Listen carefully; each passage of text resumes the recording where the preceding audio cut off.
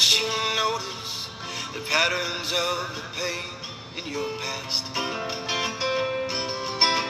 The things that broke you, they also awoke you to the questions you needed to ask. The sleepless nights and the dizzying heights and the dreams, some of which came true. Tough breaks, heartaches, perfect mistakes created this version of you.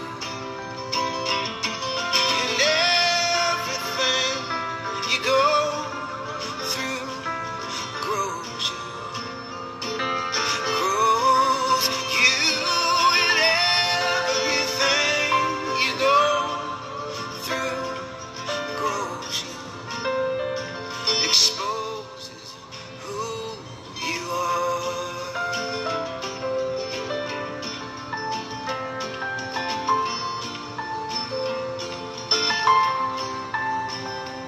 If it hurt, it made you softer.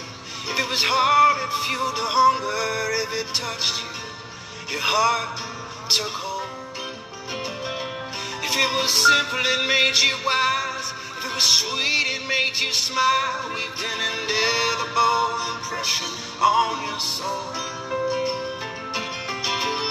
Your feet, they walked, and your lips, they talked, and your hands dug around for the proof. Every look, every book, picture in your mind that you took created this version of you. And everything you go through grows you. Grows you. And everything you go through grows you. Exposes the roots of an endless summer, part-time temporary lovers, and the swoon of the deep blue sky. And as the time flew, you planted and gathered your truth as it passed before your eyes. And the wound is where the light gets in, revealing the masterpiece just beneath the skin. In the glow of your own light, your petals open wide, and you bloom right where you are. And everything you go through grows you. Grows you. And everything you go through grows you. Expose who you are.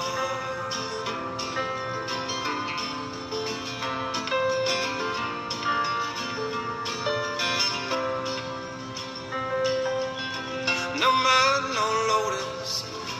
Haven't you noticed the patterns of the pain in your past?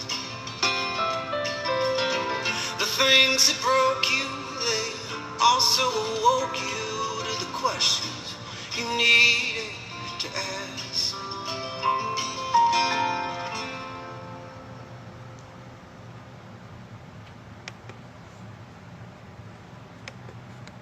So good evening. That was No Mud, No Lotus with Bob Seema. So, it's Earth Day 2020. 50 years of celebrating Earth Day. That's a milestone. So we'll talk about that tonight. Let's begin with a moment of prayer. Please join me in taking a breath, becoming centered here in this moment, this April spring of 2020. We are grateful divine creator, for this planet we call home, for all the gifts that are ours to enjoy, to take care of, to share, and to pass on. We are grateful for divine life, breathing us and this earth that we are a part of. We are grateful for this opportunity to be together, to feel the presence of Spirit in us, through us. And so it is. Amen.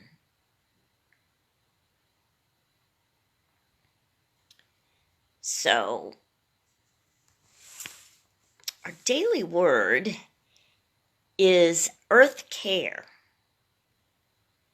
I am blessed to be a caretaker of the earth.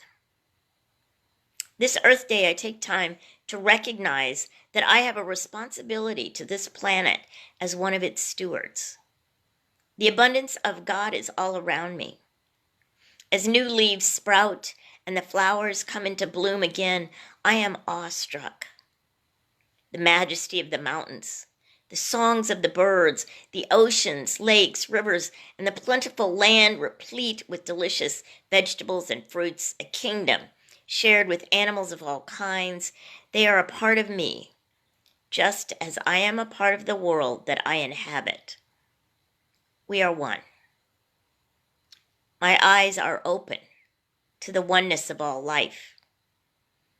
I fully accept with ease and grace my role as a caretaker.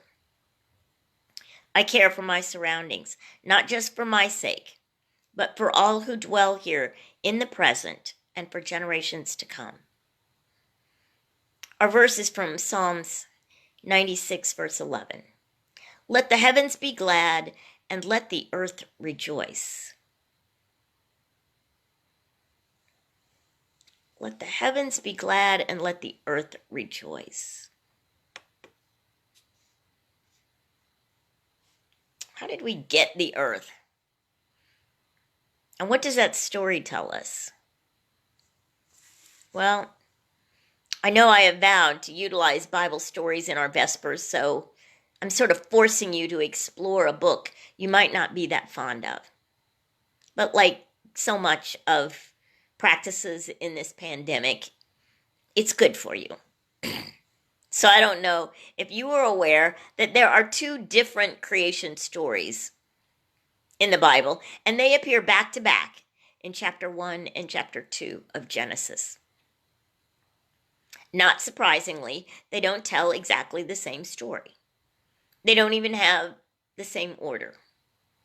The creation story that we often hear, and maybe the way we tell the creation story, is generally a hybrid of the two chapters. So let's start by exploring that. Chapter 1, I'm going to be honest, is by far my favorite. And you'll understand why as we dig in. It is mostly orderly, and it is where we get our day-by-day account of the first 7 days, even though there weren't really days, and there wasn't a calendar. Day 1 is earth and light. Before that, there was just a formless void. Day 2 is sky, or dome, as it is referred to in the Bible, because remember, this is still the era of the flat earth. Day 3, the land separates from the water, and plants appear on the land. Day 4, we kind of regress. So remember, day 1 is earth and light. So day 4, we go back to light, and we get different lights for day and night. So I guess, the light on day 1 was sort of God's flashlight, temporarily just getting him through to day 4. And day 5, we get birds and fish. Day 6 is really busy because we get animals and humans. Male and female, in our image and likeness, we made them. So that's not duality. That's an accommodation of biology. But male and female are created together at the same time with all the other animals. It's in chapter 1 that we get the language that humans are given dominion over everything. It says, "Be fruitful and multiply, fill the earth and subdue it, and have dominion over the fish of the sea, and over the birds of the air, and over every living thing that moves upon the earth."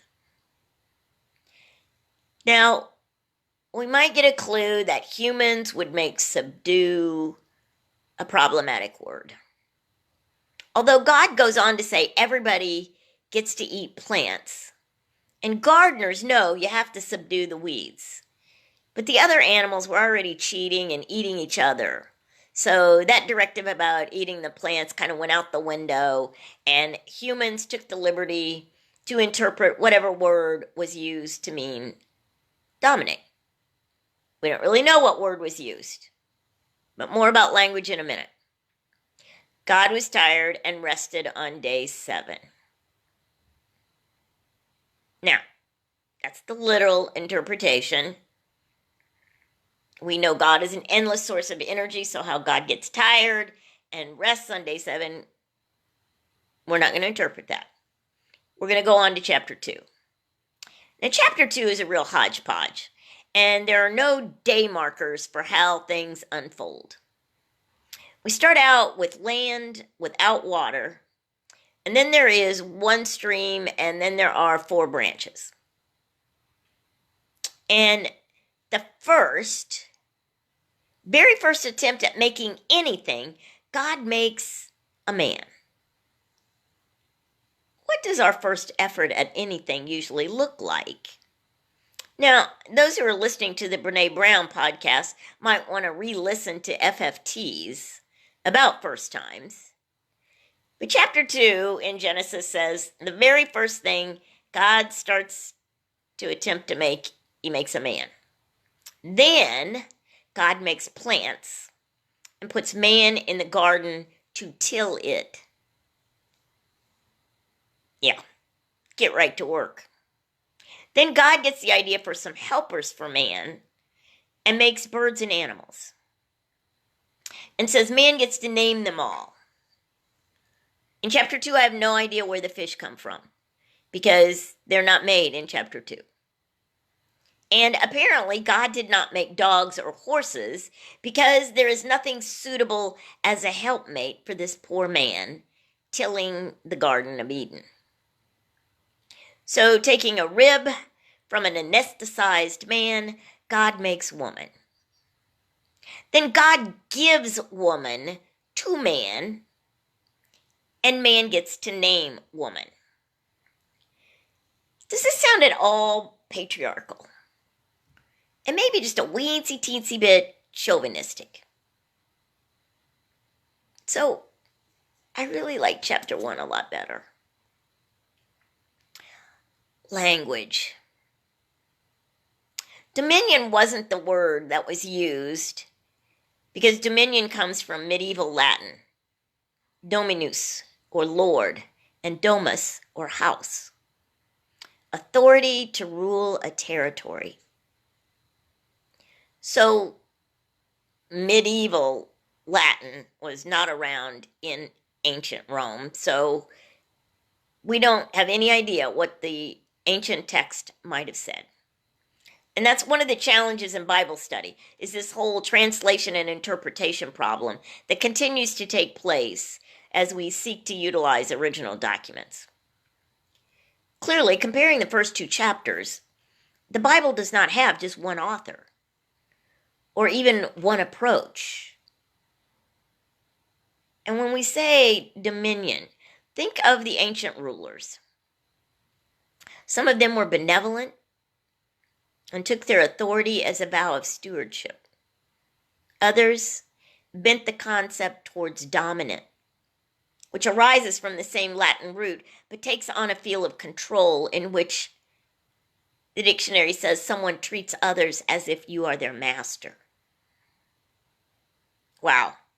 Master is a highly charged word, having been transitioned from medieval kingdoms to the more modern slavery of the United States. It's interesting that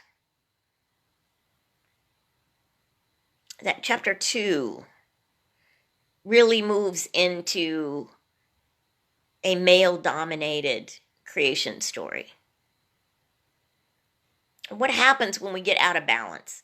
Chapter 1 has male and female created together. Chapter 2 is clearly starts out of balance. And perhaps that's part of our learning right now, is how to bring the divine feminine back into balance. Other creation stories in other traditions have a more equitable relationship among the creatures and more of a care for one another concept of stewardship. Earth Day is an event to increase public awareness of the world's environmental problems, and it was celebrated in the United States for the first time on April 22nd in 1970. Often tied to the publication in 1962 of a book, Silent Spring, by Rachel Carson, about the environmental damage of pesticides.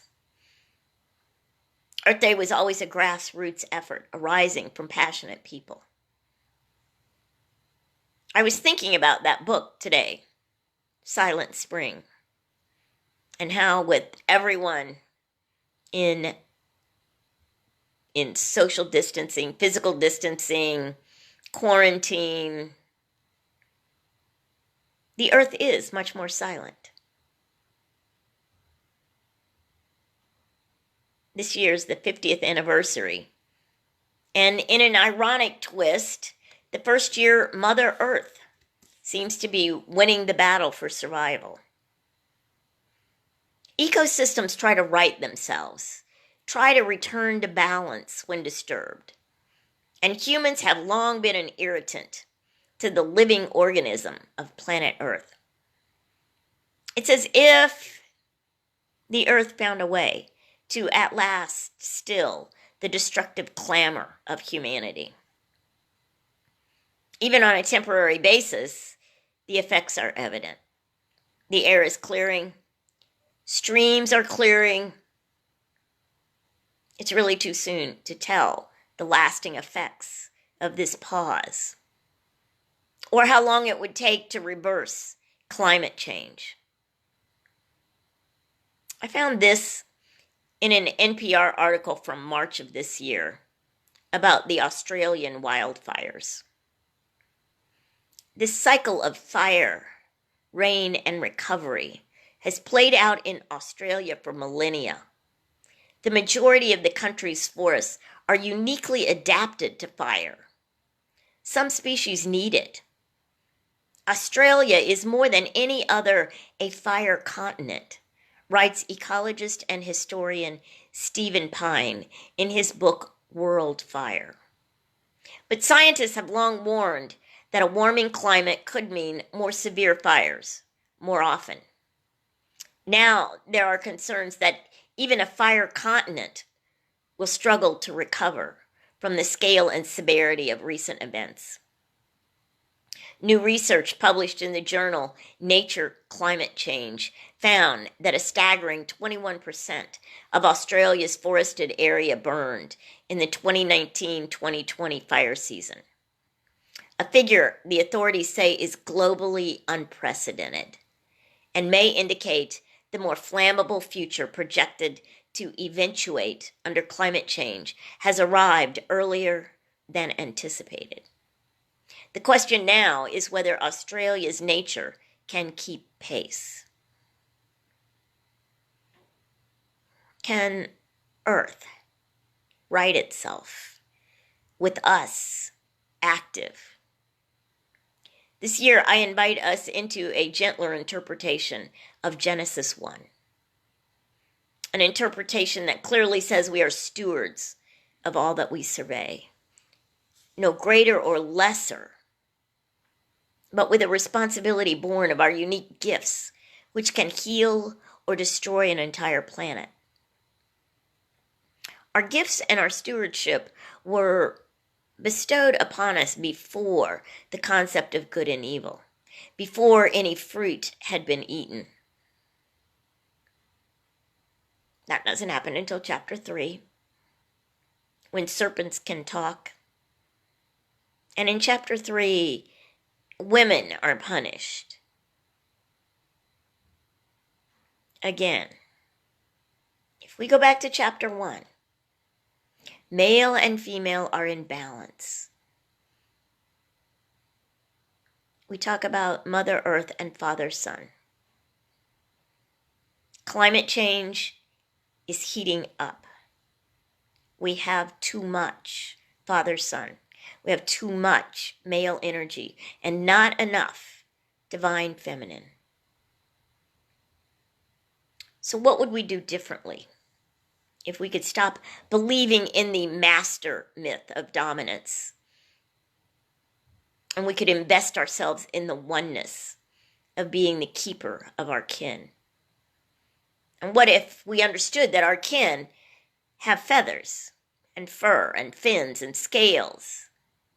Our kin are the wind and the water and the mountain and the tree. How could we use our gifts differently if we understood our role was kinship rather than dominance? And what will be the consequences of not considering our alternatives? Where this path leads does not seem to be sustaining, and perhaps has prompted the earth to put us in time out to think about the consequences of our actions. I know this is kind of a radical idea, but if divine mind is everywhere present, is it not conceivable that the organism we call Earth could create what it needs for survival? It's an odd thought, but I would love for there to be a 100th anniversary of Earth Day in which people look back in history and wonder why there was an Earth Day at all. Because in another 50 years, we are in kinship. We are in stewardship. We are sustaining our planet so that we can sustain this life, this gift that we've been given. So I invite us tonight to hold a new vision for the happiness of Mother Earth. May she be content. May she be in balance. May she feel our love. So I invite us to take that into meditation tonight as we center ourselves and take a couple gentle breaths.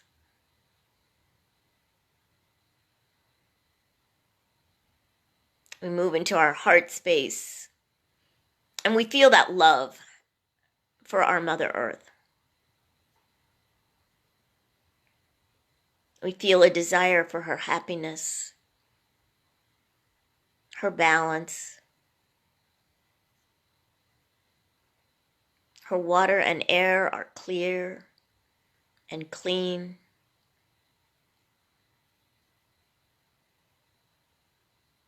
Her creatures are abundant, safe, and secure.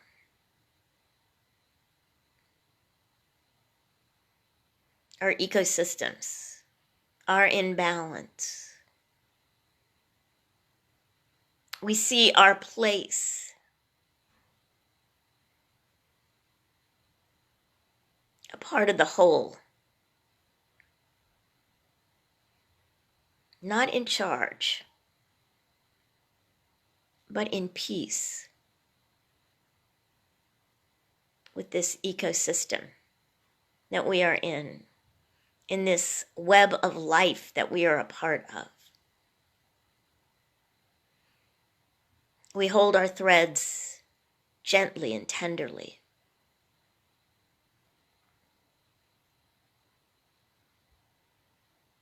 We know the power of our words, the power of our actions. And so we speak the words of healing and health and beauty into our earth.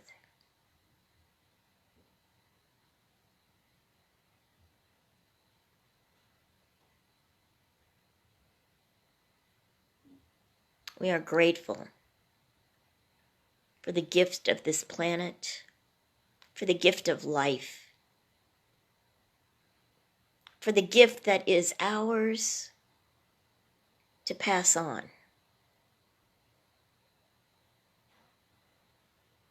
In better shape than we found it.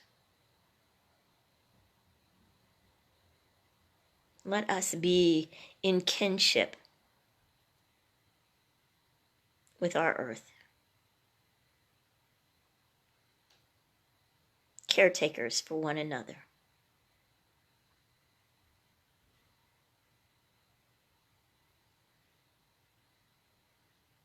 Feeling a sense of love, so that service is a gift, not a duty.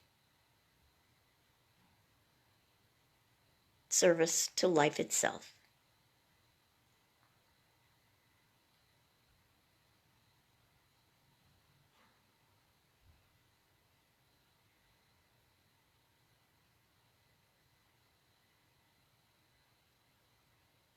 May we come out of this silent spring with new insight, new understanding, and new intentions about the actions to carry us forward. And so it is. Amen.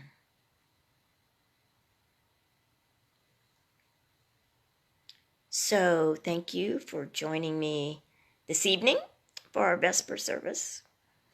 Sunday, we're going to talk about healing the earth, and I'm probably using some indigenous practice, prayers, and also reading our blessings for the earth. So if you have not submitted a blessing to me, please put that in the comments of the post that's on our Facebook page, or email them to revjoy@rcn.com. And there will be a healing service on Zoom after our Sunday service on Sunday. So if you'd like to be a part of that healing service, just email me at revjoy@rcn.com, and I will send you the Zoom link for our healing service. So we'll end our time tonight as we usually do.